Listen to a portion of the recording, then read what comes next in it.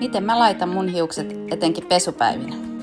Mä käytän tässä 2 Vellen Beautyn silkkistä hiusdonitsia, jotka löytyy semmoista 3 donitsin setistä. Ne pujotetaan toisiinsa niin, että niistä tulee tämmönen 8.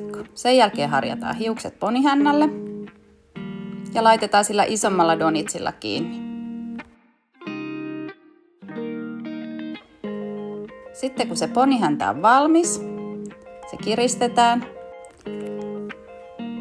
Sen jälkeen se ponihäntä tuodaan eteen ja laitetaan tuolla kapeammalla hiuslenkillä kiinni. Sen jälkeen se sama toistuu, mutta ne hiukset viedäänkin taakse. Ja taas sillä kapeammalla hiuslenkillä kiinni. Sitten vaan asetellaan se lopuksi nätisti ja se on siinä. Parasta tässä on se, että nuo silkkiset hiuslenkit ei vaurioita hiusta ja ne pysyy tosi hyvin päässä.